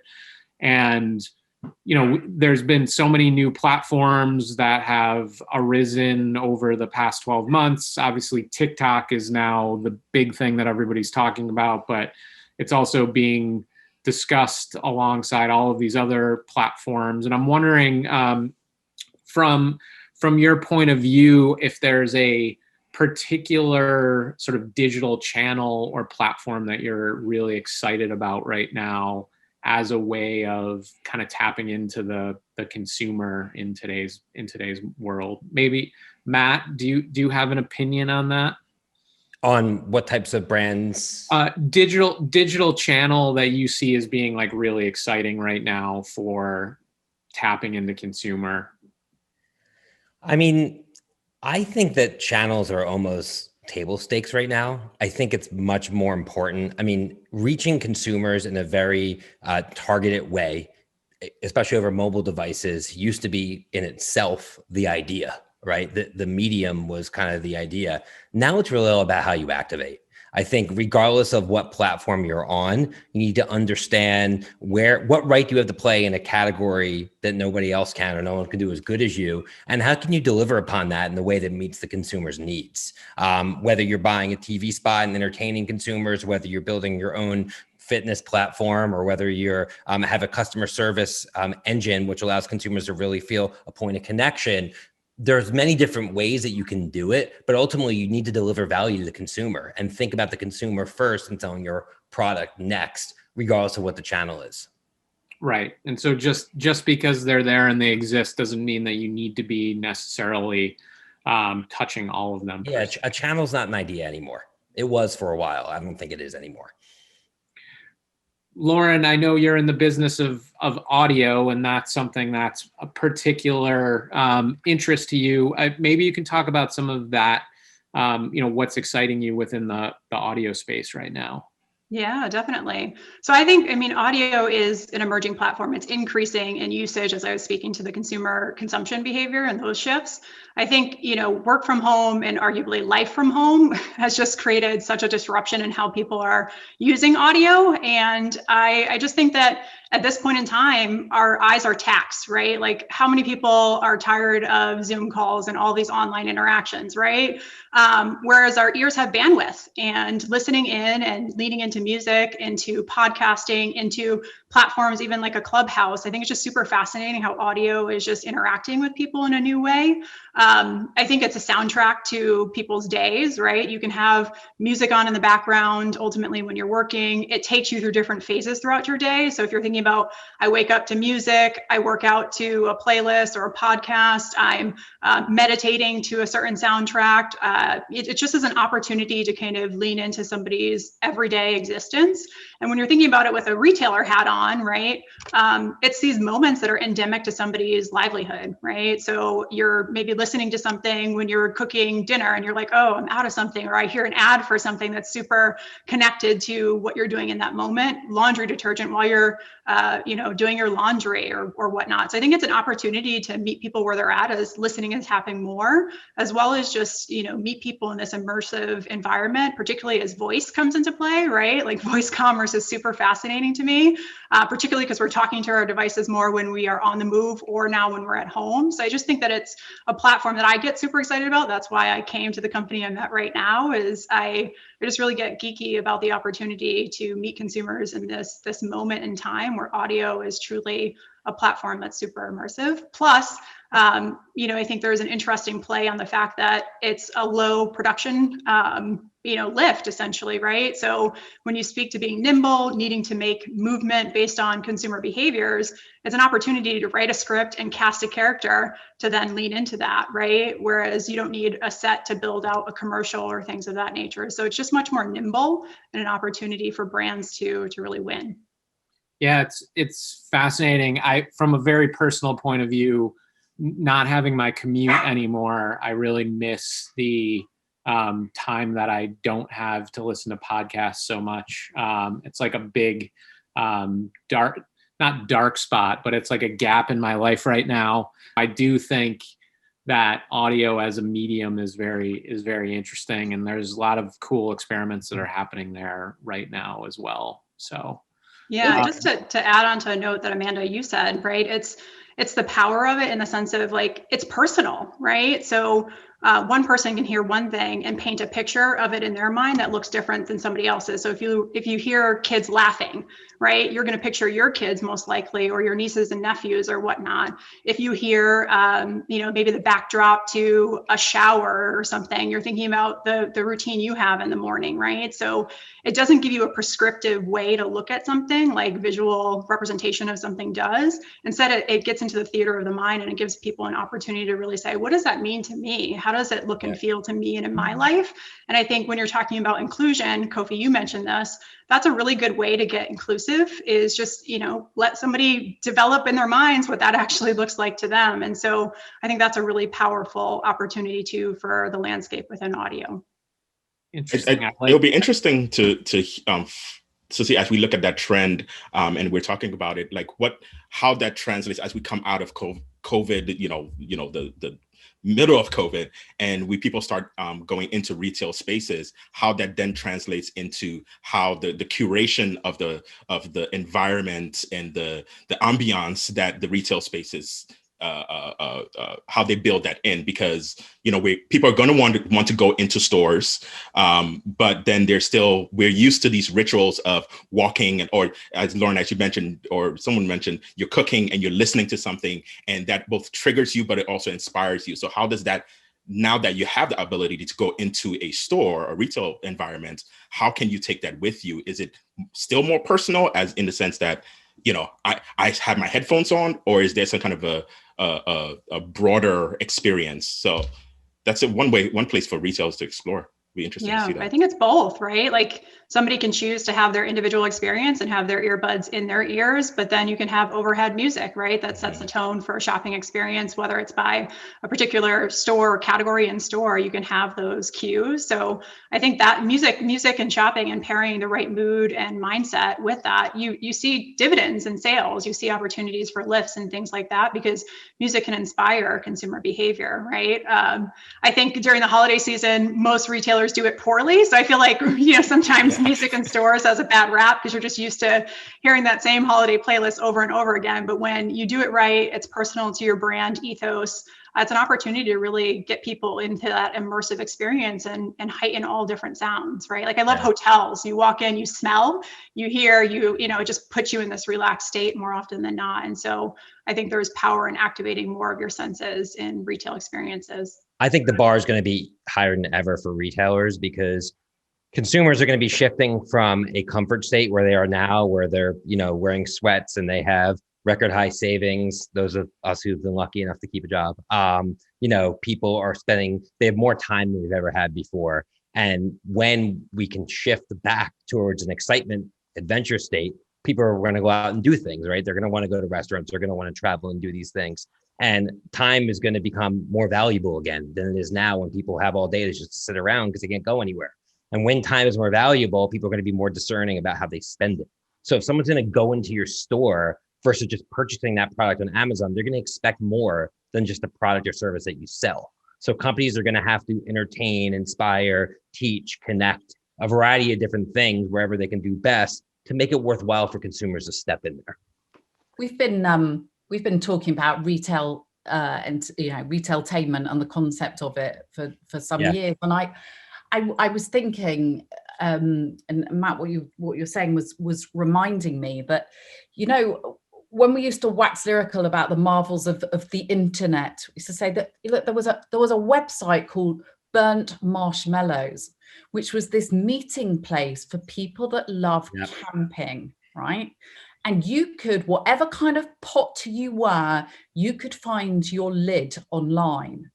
And what's really interesting is I can almost see the model flipping now, and that actually retail spaces will become the arenas to connect those people in the physical world, because we want to meet these people now. Yep. We want to have a safe place to come together, because in this year we've been building sub communities and sub communities and been able to kind of build up all these different lives. So for me, the kind of the retail space as an online community space come real is going to be really interesting to watch.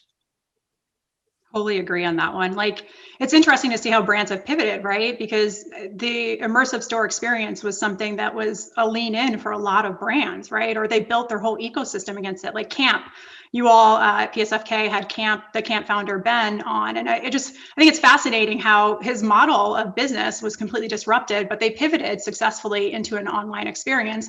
They're building a new suite of consumers that are shopping with them, and then they get to fold that expertise and that insight back into a store environment when people feel safe enough to go back there too. So I think the in-store experience, if I'm betting big on anything, that's where I'm leaning in. 15% of sales are attached to e-com, and that's still such a small number, right? Yes, it grew threefold to years prior, but there's still a big part of sales that are attached to a in-store experience. And so I think people are going to be integrating a lot of the learnings during the pandemic into the digital integrations, into the community integrations into the store, and then creating something new emerging out of this, right? So whether it's experiential activations, whether it's the music integration, if it's things that are just creating more ease, like Amazon drop-offs built into a store experience that isn't Amazon, right? You're getting people more connection points back to your why, back to the things you stand for, back to the experience that's important to their humanity, right? So connecting all the dots of the things that we talked about before and giving them ample reasons to engage with you. And I think people are eager for that. They're anxious, right? If you live alone, you're by yourself, don't have family, you want that connection point. And I think these immersive experiences and experiential activations, particularly with retail, are super important. Yeah, that notion of retail therapy really is extremely important now, and what that actually means. And I love that idea of community that's being discussed as, again, I think of that as a part of an ecosystem kind of play as well. Especially, early on, we saw the brands that had strong built-in communities recognizing how, forgive the noise in the background, that had the built-in communities, knowing how to tap into that, recognizing the needs that they could sort of fulfill, and then thinking about how that comes to life offline again is really interesting. I would also just like to add that I sincerely hope that retailers find their heart in the way that many brands have. And there's no doubt the victims on the high street, it's unparalleled, the mourning, the death of the high street.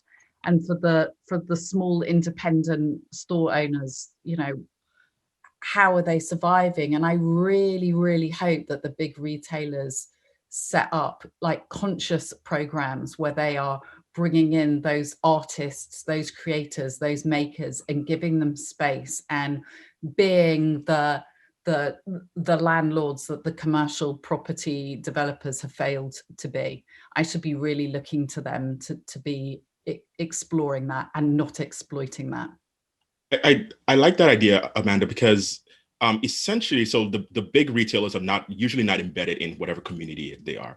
And I think that's an advantage for the smaller retailers, where they understand the community, the local community on an intimate level, such that partnering up with a larger brand that has the distribution, that has kind of the the support system to facilitate revenue and product range, both marrying that with the intimate nature that the local retailers have, will be interesting to see, because you do really get kind of that localized curation, from a human neighborhood perspective, but then the access to the goods and the products and the resources that the big brands are able to bring. So every big brand doesn't have to go in and rent their own space and kind of embed their whole thing and try and figure out the community from the ground up. There are already people there doing that, similar to community resources that you could just tap into and partner up with to accelerate